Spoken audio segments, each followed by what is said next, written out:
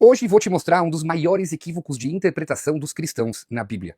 Alguns aqui já vão rebater dizendo: "Ah, eu sou cristão e não interpreto assim como você está dizendo." Ok, estou direcionando mais precisamente aos protestantes que pregam a doutrina da Trindade. Agora, fica até o final do post que no final vou te revelar algo incrível. Gênesis 18, a aparição de Deus a Abrão. Cristãos gostam de colar na nossa sagrada Torá a seguinte ideologia: Deus veio a Abrão e de repente aparece 3 homens. Abrão disse, meu senhor, ou seja, Abrão reconhece a Trindade. Ainda os hebraístas, esses que gostam de te vender, que conhecem o hebraico, têm a ousadia em dizer, olha o versículo 3, aparece o nome Adonai. Abrão chamou as 3 figuras de Adonai, que é o nome sagrado de Deus. Catapimba nos judeus, Trindade na Torá. Bom, antes de eu explicar para vocês os terríveis equívocos que foram feitos por eles, para vocês não ficarem chateados comigo, deixa eu já me antecipar. Eu não tenho o mínimo interesse de te convencer a largar ou desacreditar em Jesus ou na ideologia da Trindade. Por mim, cada um acredita no que quiser. Porém, colar Jesus na minha Torá, que eu leio no original, no hebraico, não dá. E eu vou te mostrar.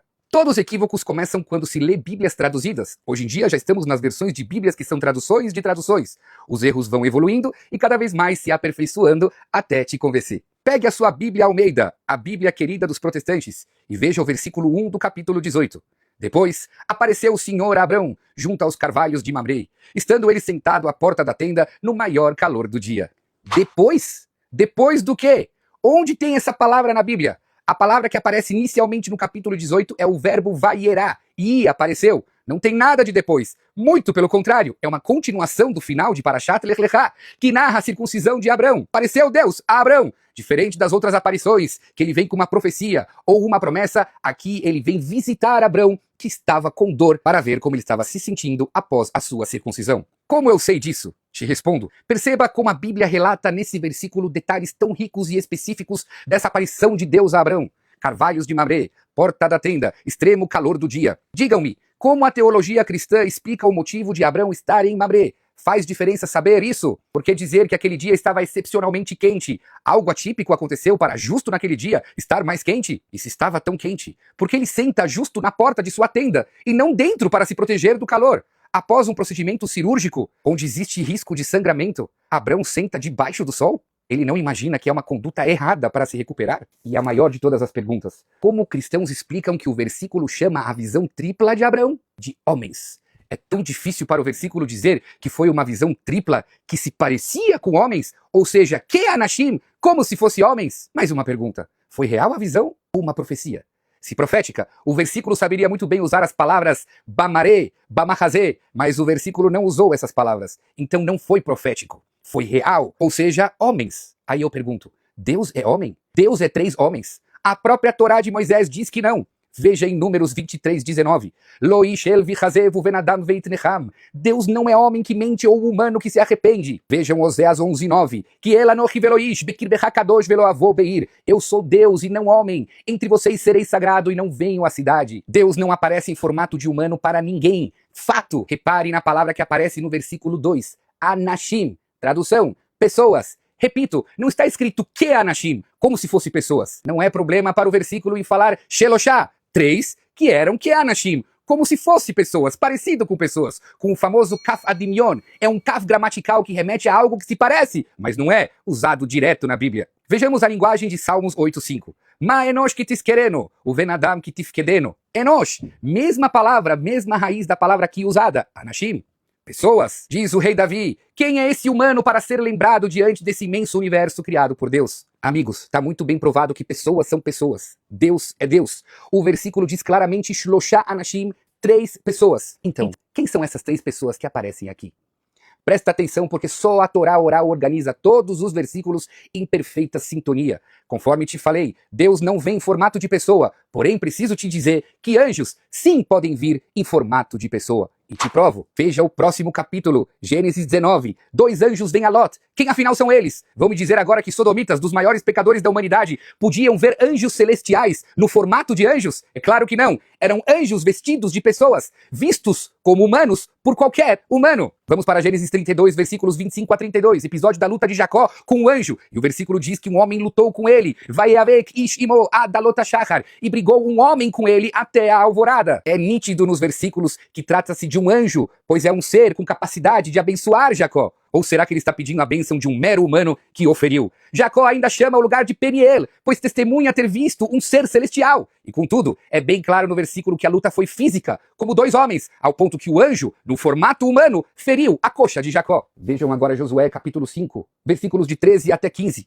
Vai ri biot Yoshua biricho, vai sair na vaiar, veinei shomed lenegdo, vecharbosh elufa beado, vai elech Yoshua elav, vai omerlo, halano atai metzareno, vai omerlo, que ani sartzva Hashem atabati, vai pol Yoshua el panav artza vaishtachu, vai omer sartzva Hashem el Yoshua shal nalcham al raglecha, que amakom asher ata omed alav kodeshu. Josué vê um homem em sua frente, no formato homem. Ele vê a espada dele, ele tem receio desse homem. Pergunta para ele, você é dos nossos ou você é inimigo? O anjo, que está em forma de homem, se apresenta como anjo e pede para ele tirar os sapatos devido à santidade do local. Agora vejam Juízes 6, versículos de 11 a 25. Vai avô malach Hashem, vai yesheftach atailá, vai omer elav Hashem imecha gibor rechail. Gidon pensa que está diante de um homem. Só quando o anjo, no formato homem, faz um milagre, ele acredita que era um anjo. Vejam Juízes capítulo 13, leiam o capítulo todo. Vai irá malach Hashem elaisha vechulu, vatavô aisha, vatomer leisha vechulu, vai avô malach Hashem od elaisha vechulu, vai al malach Hashem, belaha vamizbeach. O anjo aparece à esposa de Manor, e depois a Manor, pai de Sansão, que inicialmente acha que ele é um profeta. Só após ele subir em fogo, ele se dá conta que é um anjo. O que ele viu então? Um anjo no formato de homem. Está mais do que provado que anjos podem se fazer passar por humanos. E tudo isso para realizar missões de Deus aqui na Terra. E aqui em Gênesis 18 não é diferente. Vieram 3 anjos em formato de homens. E o que aconteceu? Deus Todo-Poderoso visita Abrão para ver como ele estava após a sua circuncisão. Isso está evidente nos detalhes que o versículo passa para nós. E que nós, judeus, atentamente estudamos cada palavra com atenção, com a perfeita interpretação da Torá oral. O motivo dos detalhes é tema para um outro post. Deus então percebe que Abrão está chateado. Afinal, era um dia atípico, muito quente, e não transitava na rua pessoas, exatamente para não incomodar Abrão com visitas. Ele estava machucado da sua circuncisão. Mas Abrão era um homem de bondade, um ícone de caridade, vivia de aproximar pessoas para o monoteísmo. Vejam em Gênesis 12:5,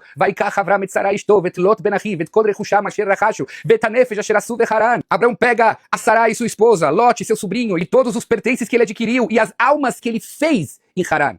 As almas que ele fez. Que verbo é esse? Assu, fazer. A Bíblia Almeida mais uma vez erra a tradução e diz, e as almas que lhes acresceram em Haran. Se fosse acrescer, deveria estar escrito o verbo rocifo, ou revio, que significa trouxeram. O verbo aqui é assu, fizeram. Como se faz almas? A resposta é, Abrão pregou o monoteísmo e salvou essas almas de caírem em idolatria. Ele carregou essas pessoas consigo e com isso as salvou. Assim, ele fez as almas para o Criador. Seguimos. Ao ver o sofrimento de Abrão por não ter visitas, Deus une o útil ao agradável e manda 3 anjos em formato de homens para cada um realizar uma missão, conforme fica claro na medida em que os versículos vão avançando. Abrão corre então para eles, pedindo para que não vão embora. Ele quer receber as visitas. Então ele diz, Adonai, meus senhores, que não é um nome sagrado de Deus, já que não está escrito no formato Yud, Kei, Vav, Kei, e sim, Aleph, Daled, Nun, Yud, que significa meus senhores, uma linguagem cordial às suas visitas. Abrão nem percebe que eles são anjos, pois ele oferece comida a eles, e eles demonstram comer, conforme versículo 8. Digam-me, desde quando Deus come, na teologia cristã, que essa figura tripla é Deus em todos os seus estados e manifestações? E Abrão reconheceu eles, pois os chamou de Adonai.